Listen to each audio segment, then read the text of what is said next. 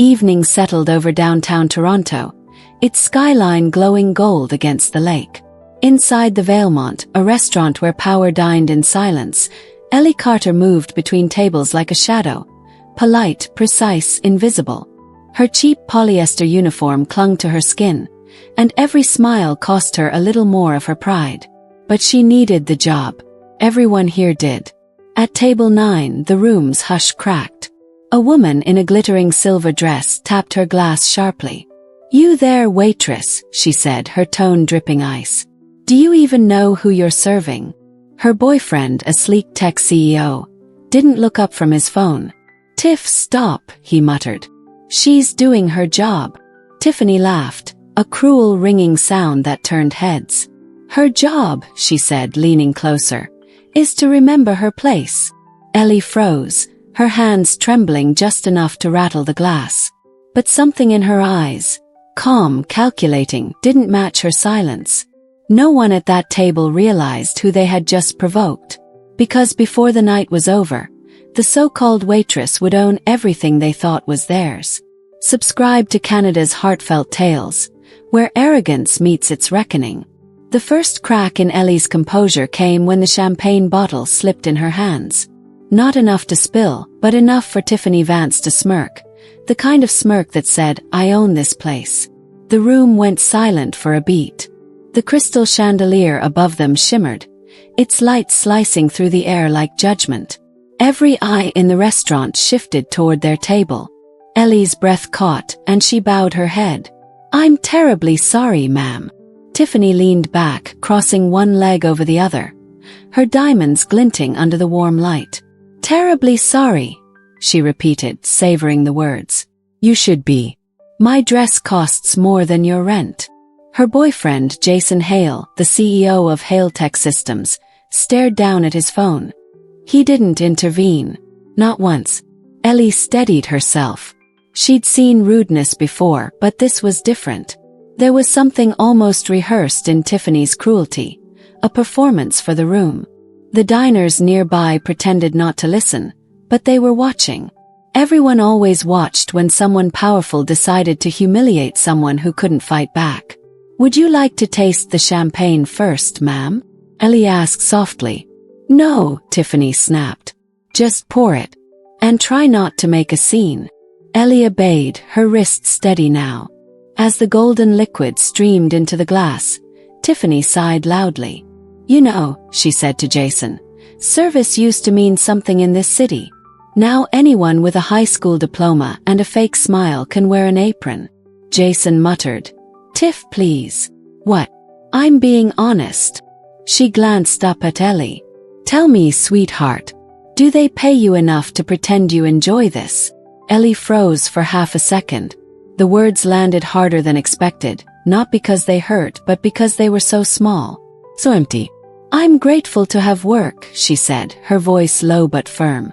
Tiffany chuckled, swirling her drink. "Grateful. That's cute. I remember being grateful once. Back when I thought modeling for perfume ads would make me happy. Then I realized the world only respects power." She tilted her glass toward Ellie. "And you, darling, don't have any." Ellie met her eyes then, for the first time. And Tiffany faltered. Just for a moment. There was something in Ellie's gaze. Not defiance, not anger, but knowing. The quiet confidence of someone who could end the game if she chose. Jason cleared his throat. "Let's just eat." The night dragged on. Orders came and went. Tiffany's insults sharpened with every sip of champagne. She sent back dishes that were perfect, criticized the decor, even mocked another waitress for her accent. Each jab chipped at the air until the whole room felt tense. The manager, Mr. Bissett, watched nervously from the host's stand but didn't intervene. Not when the customer had a black card and the man beside her owned half of Bay Street's contracts. By the time dessert was served, Ellie's patience had turned to steel. She had endured worse. 3 weeks undercover at the Valemont had shown her how the system bent for those who paid enough, and broke those who served it. Tonight, though, something was shifting. Tiffany pointed at Ellie's blouse as she set down the dessert plate. "You should iron that next time," she sneered. Presentation matters. Ellie smiled faintly. You're right, ma'am. It does. Tiffany blinked. The tone wasn't submissive anymore. It was calm, almost detached. What's that supposed to mean? It means, Ellie said evenly, you never know who's watching. Jason's phone buzzed. He frowned, reading a notification. His expression draining of color. Tiffany noticed. What is it? He didn't answer. The message on the screen came from his board chair. Urgent. Meeting with new majority owner of Hailtech tomorrow at 9 a.m. Attendance mandatory. Jason. Tiffany pressed. What's wrong? He looked up slowly at Ellie, who was now clearing the table. Nothing, he muttered. Just business. The tension cracked open like thunder. Tiffany stood abruptly, her chair scraping the marble floor. Don't walk away from me when I'm talking to you. Ellie stopped mid-step, the dessert plate trembling in her hand. The room froze again. Tiffany reached forward and grabbed Ellie's wrist. You're not done here, she hissed.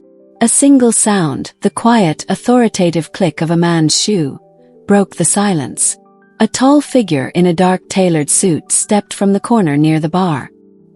His face was unreadable, but his badge caught the light just enough for the staff to see. Jack Donnelly, the Vailmont's discreet head of security. Miss Carter, he said gently. Is everything all right? Tiffany laughed. Miss Carter. She's a waitress, not. Ellie slowly turned toward Jack. It's fine, she said, her tone measured. Please escort this guest to the front. Her evening is over. The murmurs spread through the restaurant like ripples through water. Tiffany froze. Excuse me, she barked. You can't talk to me like that. Jason whispered. Tiff, stop. Just stop. Ellie untied her apron. The polyester fabric slipped from her waist and landed softly on the marble. She stood straighter now, shoulders squared, her voice clear. Mr. Bissett, she called. The manager hurried over, pale and sweating. Yes, Ellie. It's Ms. Carter, she corrected gently. Ellie Carter. Recognition dawned in his eyes. He'd heard that name in whispered rumors. The anonymous investor from Montreal who had quietly purchased the Vailmont and its parent company 3 weeks ago. Ms. Carter, he stammered. You own. Yes, she said. And tonight I've seen enough. Tiffany's face twisted into disbelief. You're lying. You can't be serious. Jason exhaled shakily. She's serious. The restaurant seemed to tilt. Waiters froze mid-step. Diners stared in open-mouthed silence.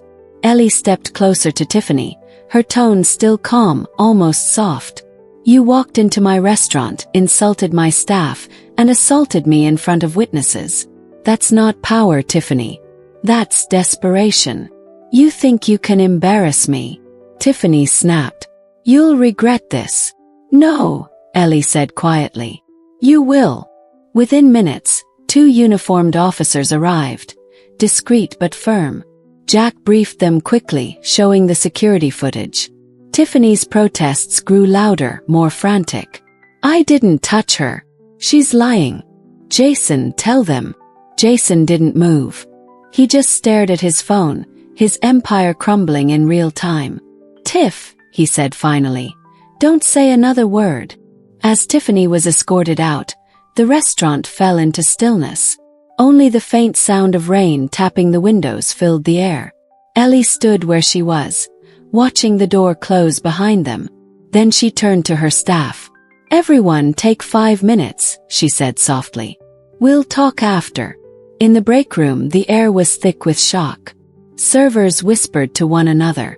The dishwasher, a college student from Scarborough, stared at her like she was from another planet. Ellie smiled faintly. I owe you all an apology, she said, for making you believe that silence was the cost of keeping your job. No one spoke. Even Mr. Bissett stayed quiet in the corner. She continued, her tone steady but filled with warmth. That ends tonight. Starting tomorrow, no one will ever lose their job here for standing up to cruelty. Not on my watch. Tears welled in Sarah's eyes. the young hostess who had once confided that her manager made her cry for being too slow. Ellie turned to her. "Sarah, you're the new front-of-house lead. Full salary, benefits, and time off for your exams." Sarah's lips parted. "Ms. Carter, I say yes," Ellie interrupted gently. "You've earned it." The room erupted in quiet applause. It wasn't loud, just heartfelt, the kind that comes from people realizing for once they mattered. But Ellie wasn't done. She faced Bissett, her expression cooling. "As for you, Mr. Bissett, you fired 3 servers last month because a client complained about tone, didn't you?" He swallowed. The customer. "The customer was wrong," she said sharply. "And so were you. Pack your things. Your time here is over." His shoulders sagged. "Please, Ms. Carter." "Enough," she said. "You traded dignity for tips. I built this place to prove that decency and profit can exist together. You've proven why that's rare." He left without another word. Outside, the news spread faster than wildfire. By morning, the headline blazed across social media. Toronto CEO's girlfriend arrested after restaurant outburst. Waitress revealed as owner. The video, captured by a diner, showed the confrontation in full. Tiffany's sneer, the spilled champagne, and the moment Ellie took off her apron. Public opinion was merciless. Tiffany's sponsorships vanished overnight. Brands issued statements condemning her behavior. Within 48 hours, she was dropped by her agency and banned from every major event she once bragged about attending. Jason Hale wasn't spared either. His company's board convened an emergency meeting. The vote was unanimous. He was out. Days later, he sat across from Ellie in a quiet conference room overlooking the city. His voice trembled. "It was her. She pushed me into it. The investors, they'll listen to you. You can save me." Ellie studied him for a long moment.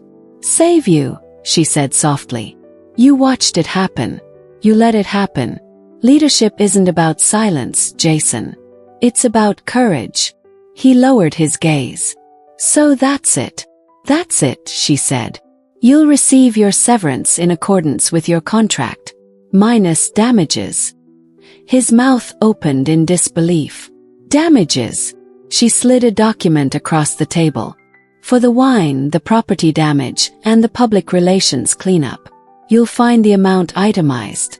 18,500 Canadian dollars. He stared at the number, his face pale. "You can't be serious." "I'm always serious," Ellie said. "You taught me that power demands accountability. Now you'll learn what that actually means." When he left, the rain had started again. Soft, relentless, washing the city clean. Weeks passed. Under Ellie's leadership, the Valemont transformed. Staff wages increased. Toxic clients were quietly blacklisted.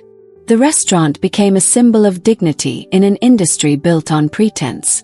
People came not just for the food, but for the feeling of being seen, respected, human. Tiffany's name, meanwhile, became a cautionary tale. Every time a celebrity mistreated staff, someone online would post, "Don't pull a Tiffany." Ellie watched it all unfold quietly, never granting interviews. She didn't need to. Her actions had said enough. Late one night, as she locked the doors after service, Sarah approached her. "Ms. Carter," she said shyly, "I wanted to thank you, not just for the raise, for showing us that kindness isn't weakness." Ellie smiled, tucking a stray curl behind her ear. "Kindness," she said, "is the only thing strong enough to survive this world." The city outside glowed with winter light, cold, clear, and alive.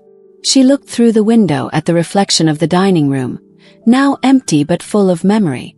The echoes of laughter, the hum of conversation, the quiet dignity restored. Her reflection met her eyes.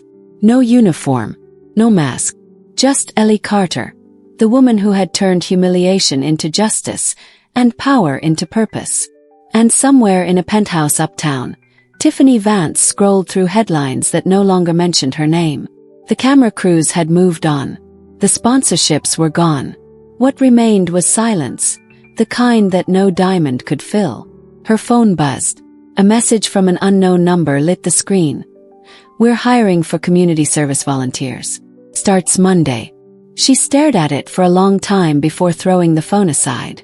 But the message stayed. It always would. Because arrogance may shine bright for a moment, but dignity, quiet, steady, unbreakable, lasts forever. And the world would remember the night a waitress in Toronto proved it. Spring came early that year. The snow outside the Valemont melted into thin silver streams that ran along the streets of Toronto, washing away what was left of a long, cold season. Inside, the restaurant glowed again, warmer, brighter, alive. The air no longer carried fear but quiet pride. Ellie stood by the window before opening hours, watching her staff laugh as they set the tables. For the first time in months, she didn't feel the weight of pretending. She had walked through humiliation, faced cruelty in plain sight, and turned it into something lasting. The city hadn't changed overnight, but she had, and that was enough. As the lights dimmed for the evening service, she smiled. The world had seen power at its worst and grace at its strongest. Respect wasn't built on titles or money. It was built on how you treated people when no one was watching. She turned, straightened a wine glass, and whispered to herself, "This time we start fresh." If this story moved you, hit like, share it with someone who needs to hear it, and subscribe to Canada's Heartfelt Tales, where real stories remind us that truth always finds its way home.